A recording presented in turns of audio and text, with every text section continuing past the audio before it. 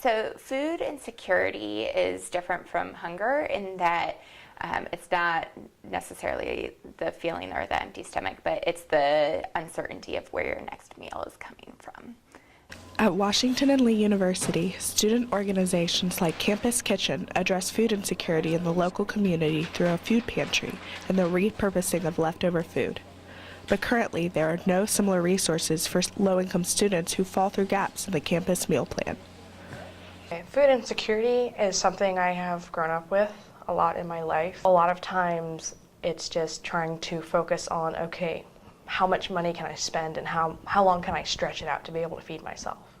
You're on campus, it's a lot more expensive to stay here, so a lot of times, even going on an alternative break trip where it costs $100 for the whole week, that's a lot more economical than to have to buy all of the food here. Especially if you don't have a car, then your only option would be on campus really eating, unless you're eating off campus, which is expensive, or walking to Kroger, because you can't get to Walmart unless you drive or unless you know about the Mart River Express. I believe freshman year the meal plans become more sparse and people tend to go for the cheaper option if that's what their family needs or whatever.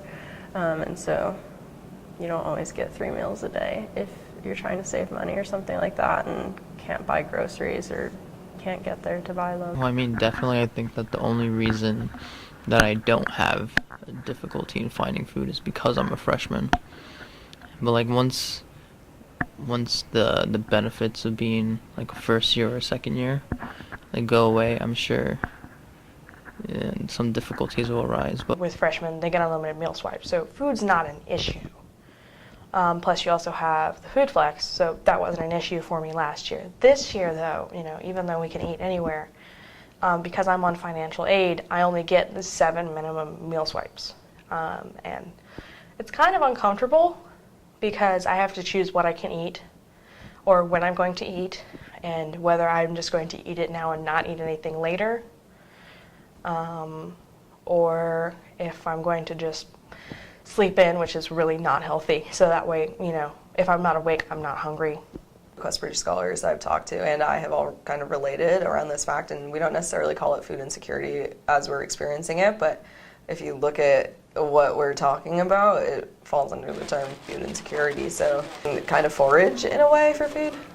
And I think that's how most students kind of would deal with food insecurity issues at WNL anyway.